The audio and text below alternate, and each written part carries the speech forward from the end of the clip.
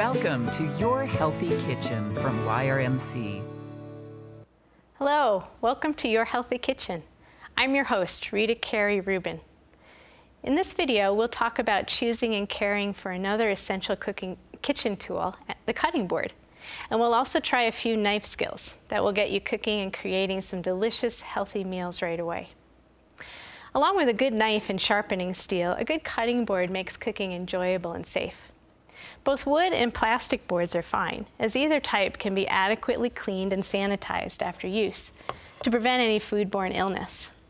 However, if your cutting boards have deep gouges or cracks like these, it's a good idea to purchase new ones. Bacteria like to grow in cracks and deep cuts in the boards because these areas are difficult to completely clean and sanitize. To care for your cutting boards, simply wash them with plenty of hot, soapy water after each use. Plastic boards can be placed in a dishwasher, but wood boards will crack and warp from the high temperatures. Both plastic and wood boards may be sanitized with a homemade solution of 1/2 teaspoon unscented bleach mixed with 4 cups of water. Be sure to allow the solution to stay on the boards for 2 minutes before rinsing, and allow your boards to air dry to prevent contamination from hand towels. So now that we have our cutting board, our knife, and some beautiful ingredients, it's time to make some food. To make our salad today, we'll be using canned garbanzo beans, also known as chickpeas, an onion, a variety of fresh vegetables, fresh herbs, lemon juice, olive oil, and a little salt and pepper. Canned beans can be used as the base of many quick, healthy meals. But taste and texture vary between brands, as does cost, so you may want to try a few different brands to see which you prefer. Canned beans are also often on sale and can be stored for a long time, so stock up when you can. Just avoid buying any cans that are severely dented or damaged to avoid potential foodborne illness. Rinse your canned beans well before using them in a recipe. This removes some of the extra sodium and also that mild canned taste that some brands have.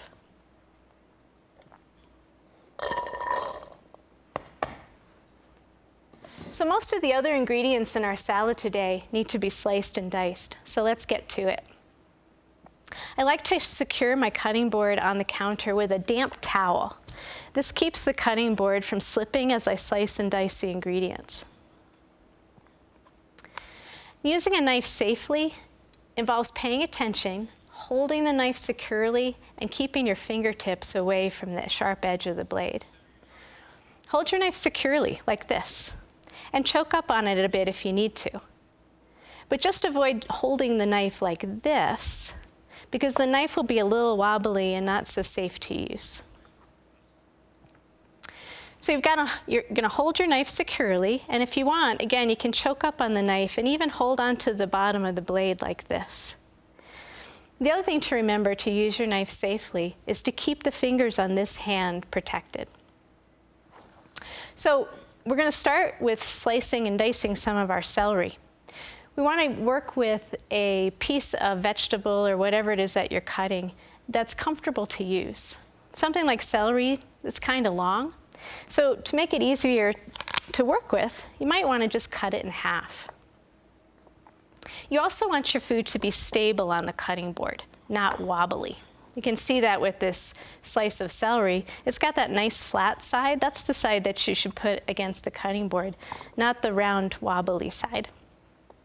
So make your food stable, have a nice flat surface. And then last, you want to make sure that your fingertips are protected. So the way you hold your vegetables, or again, whatever it is that you're cutting, is to keep your fingers in a vertical position and then those fingertips tucked underneath a little bit. I call this the claw. So hold on to your vegetable like this, and as you slice, those fingertips are protected. It's really hard for me to cut myself when I'm holding my hand like this, unless I bring the knife up too high and I cut onto my knuckles. If I hold my fingers like this, my fingertips are exposed, so it'd be really easy for me to cut my fingers and put a little bit of myself into whatever it is I'm making. So hold onto your knife securely, keep your hand like a claw, okay? So we're gonna dice our celery for our recipe today. So dicing really is just cutting things into small pieces. An easy way to dice is to first cut your vegetable into long lengths, like this. And then gather those lengths and cut them again into smaller pieces.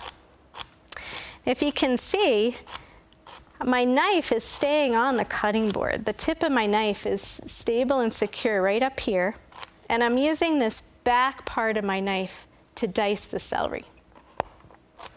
So again, we're just cutting those long lengths into smaller pieces.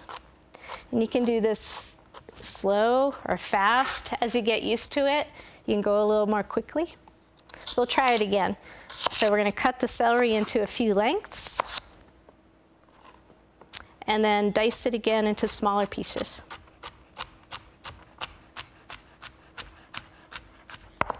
Just like that.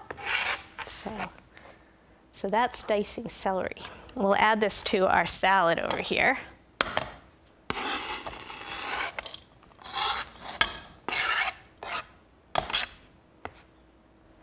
Next, we're going to add a bell pepper.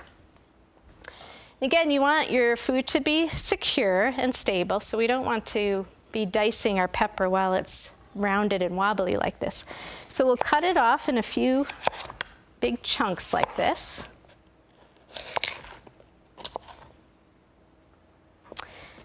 And then just like we did with the celery, we'll just slice it into lengths. And you can make the lengths as thick or as thin as you'd like.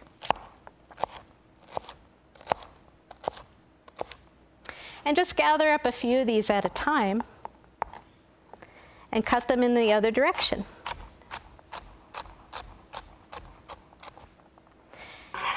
And you can make those pieces as big or small as you'd like.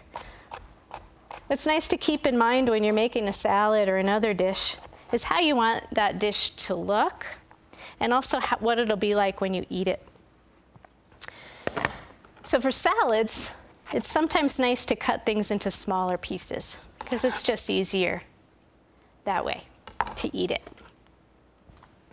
So we've got some pepper in there. Next, we'll slice up an onion. Onions show up a lot in recipes, so it's good practice, and you want to get used to how to slice and dice one of these guys. So pretty easy. What I do is I cut first the neck of the onion off, and then cut it through the root, right in half. If it's got some extra skin, you can peel that off.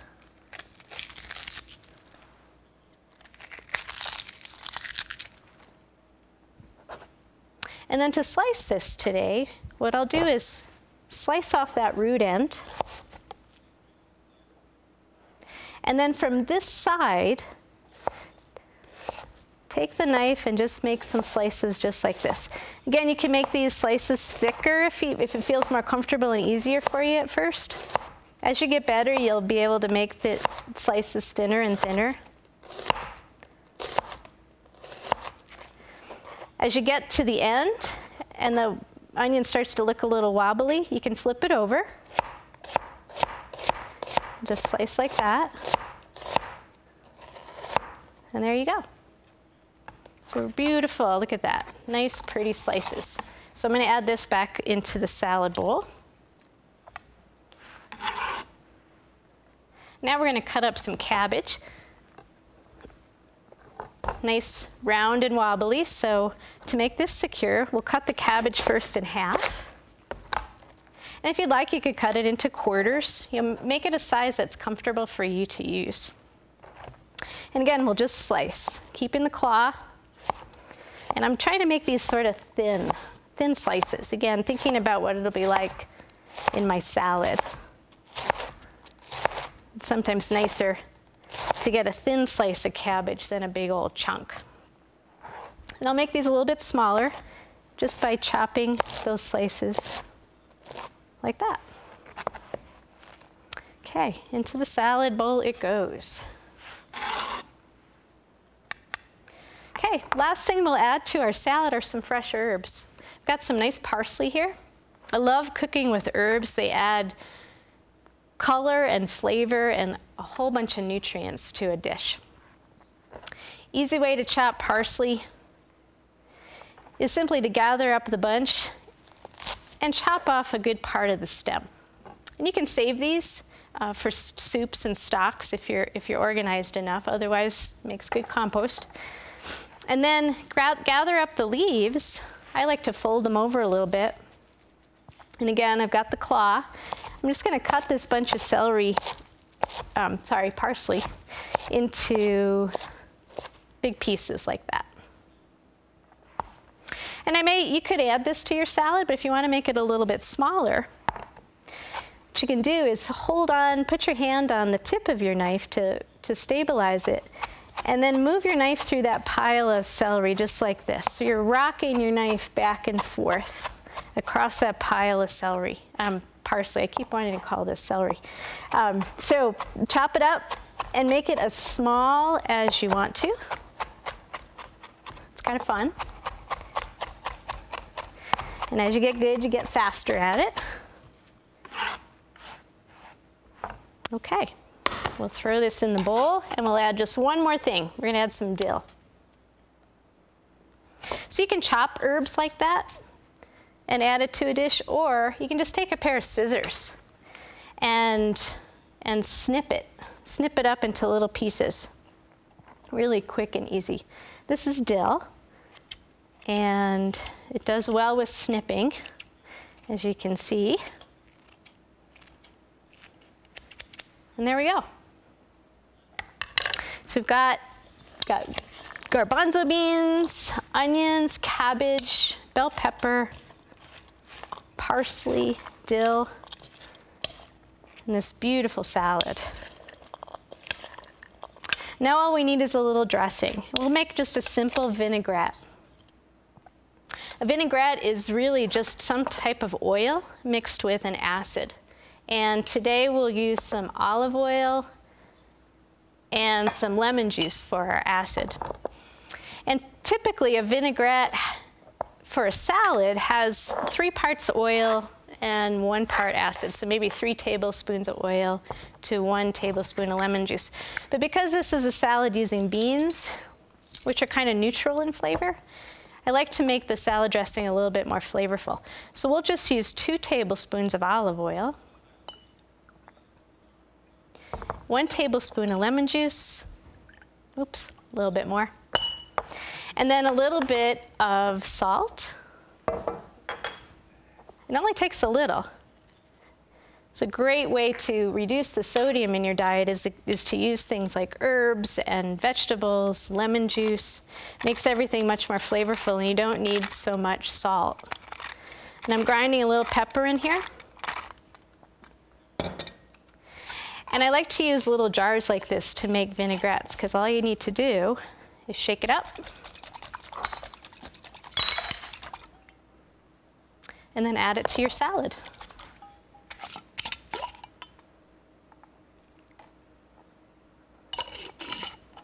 Voila. So there you go. We've sliced, diced, and chopped up a delicious, high fiber, high protein, and very filling meal in just a few minutes with inexpensive ingredients. The cost of this meal turned out to be about $1.75 a serving, using ingredients that are in season and with some ingredients on sale. Please visit yrmc.org for this recipe, plus additional information.